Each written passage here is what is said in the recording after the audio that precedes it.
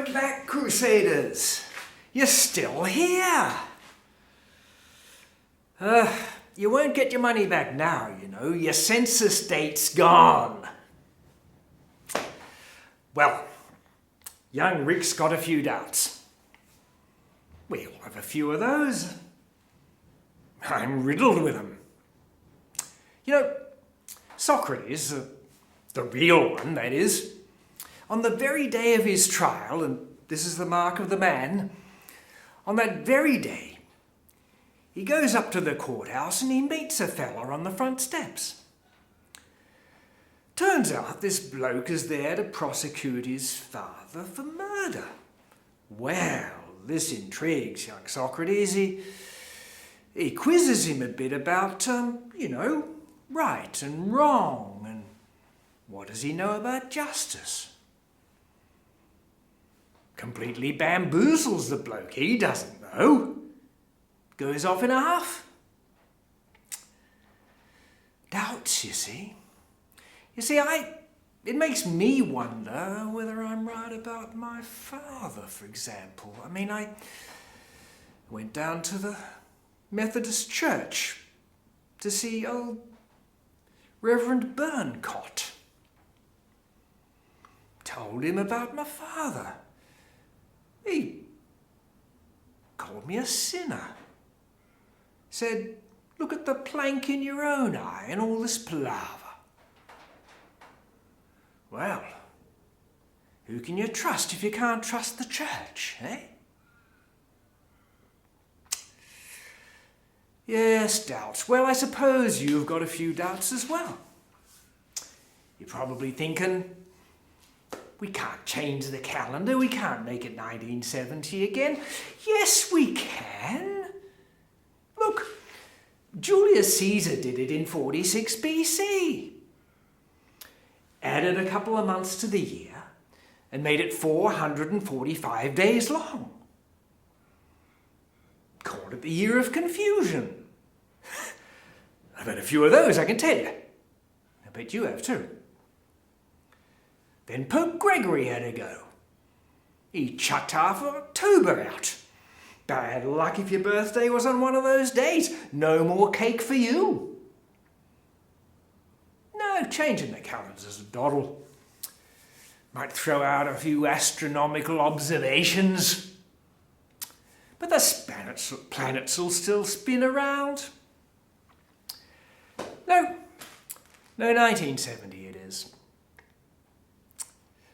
And I'll give you another example of the value of returning to that year. It's to do with art.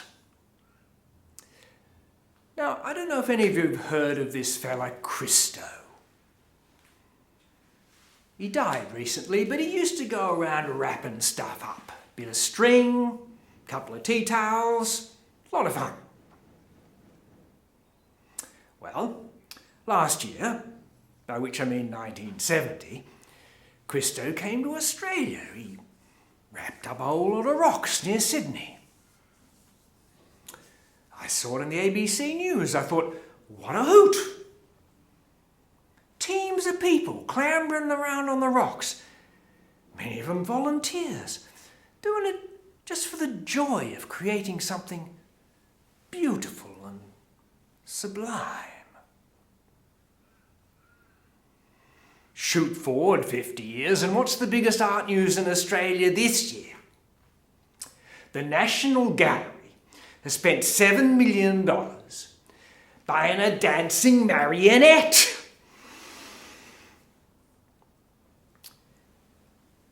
That's what we're doing, people. We're running around hitting each other on the head with sticks.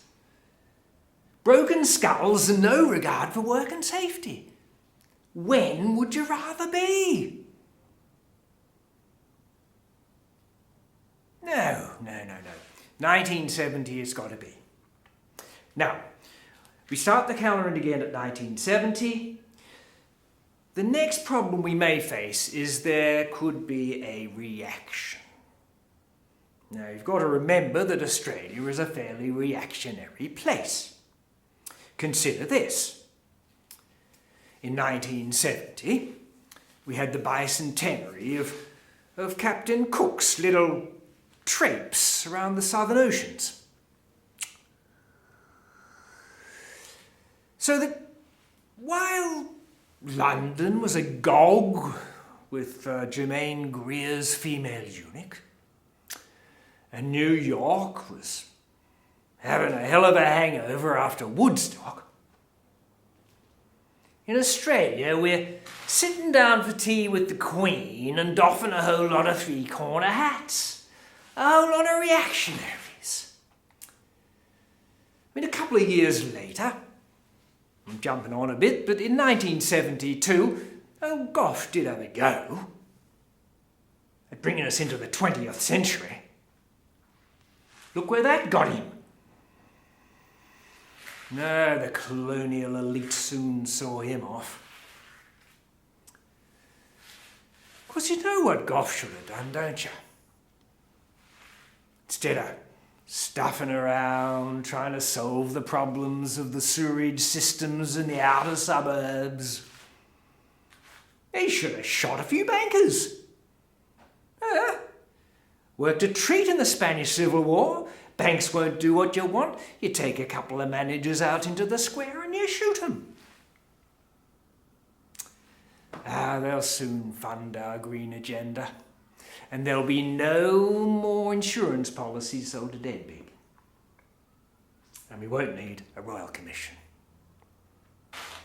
Yes, old Gough, I reckon he regretted not shooting a few. I've got a few regrets. I wanted to be an artist, see my doodles up on some great gallery wall. I put it to Principal Stone. I said, "Can I do art?" And he said, "Smith, if you want to do a practical subject, you can piss off down to the Tech." No regrets.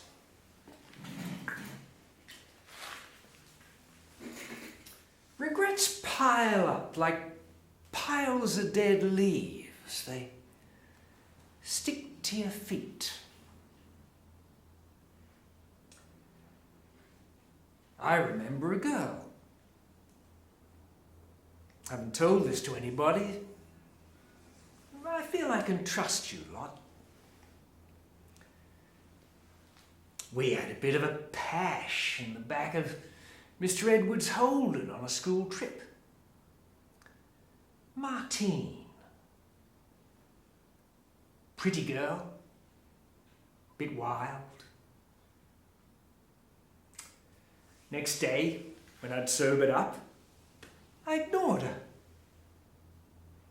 I don't know why. It's just that I have trouble getting close to people. It must be something in my past.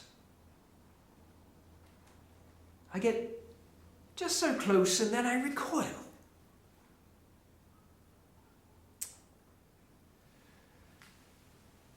A couple of years later, I heard that Martine had died of a drug overdose. I think about her quite a lot.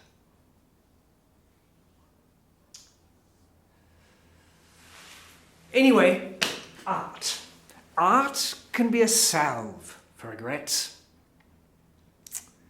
I might have given you a false impression a moment ago. I've done a bit of art. Don't know what I have done the odd art project. Tell you what, why don't we show you?